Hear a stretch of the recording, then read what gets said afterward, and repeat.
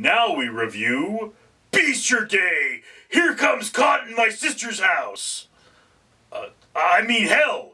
Here comes Peter Cottonhell! Also my sister's house, but not in this story. Alrighty, ladies and gentlemen, I am Richard, and I have seen the 2014 release of Beaster Day! Here comes Peter Cottonhell! Which is oddly a Jaws ripoff with all the things you didn't get in Jaws, which is copious gore and nudity. Before I get any further into that, let me of course remind you that for every 1,000 subscribers I get, I do purchase one of these bracelets from the company 4Ocean, and 4Ocean then pulls a pound of trash out of the ocean, therefore protecting the environment.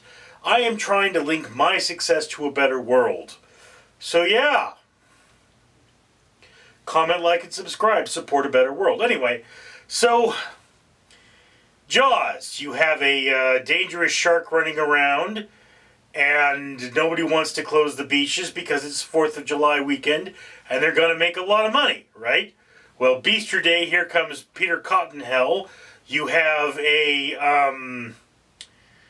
woman still trying to figure out what she's trying to be when she grows up, even though she's in her mid-20s, and begging her father for more money, as opposed to just getting a job and working her way through college like the rest of us.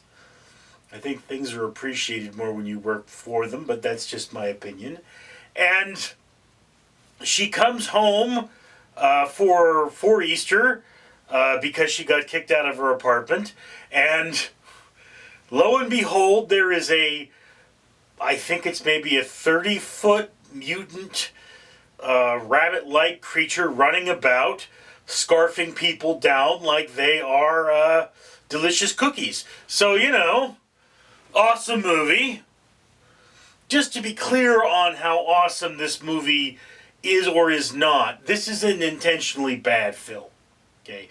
It is not a masterpiece of cinema. It is not designed to scare you. In fact, I would even say that this film, which gets less than 2 stars on IMDb, was more fun to film than it was to watch.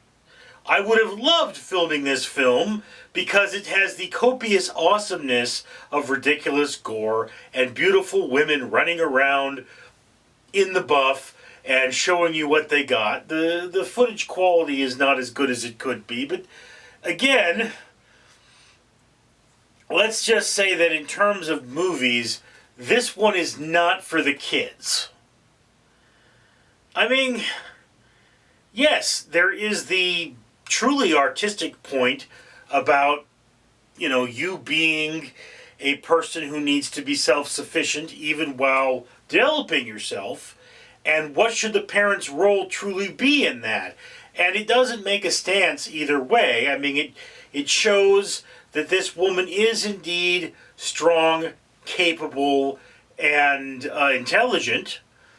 It's just the simple fact that, you know, she has not always made the best choices and is still truly trying to find herself. So there's a lot of issues there. But, you know, that's not the point. And again, I like that there's a certain reality to this movie. I mean, it's what I like to call the Aliens reality, because if you remember the film Aliens, you had a bunch of Marines, and they had firepower, which seemed to work pretty well on the aliens, but then their ship crashes and blows up all their firepower, and now they ain't got the firepower to take on the aliens. I mean, if it were not for that ship blowing, if the ship had somehow otherwise been disabled, like the engines had just stopped working, they would have had all of the munitions they needed to just sit at the ship and blast the aliens as they came, and been done, okay? So now again, there are no great, wonderful action scenes or pulse rifles in Beaster Day, Here Comes Peter Cottonhell, but I do have to admit that the creature is surprisingly realistic for this movie. This is not to say it's realistically rendered. You would never mistake it for a real thing. It looks like pretty much if a rabbit banged a horse and then became a zombie, but I mean, how they take it down, I feel, had a certain element of realism to it that I enjoyed. So again, Here Comes Peter Cottonhell is definitely a movie that should be on your watch list for a guy's movie night. You will totally enjoy this movie. This is a great horror movie for a Halloween watch, or for perhaps, an Easter watch if you are having Easter with the boys. Also, it's just one of those great late night, I have nothing to do today movies. I mean, again, Peter Cottonhell, I actually enjoyed this movie. I recognize it's not a good movie, and it's not supposed to be. It is exactly what I want it to be, though, which is entertaining, full of gore and nudity. I mean, this is a guy movie.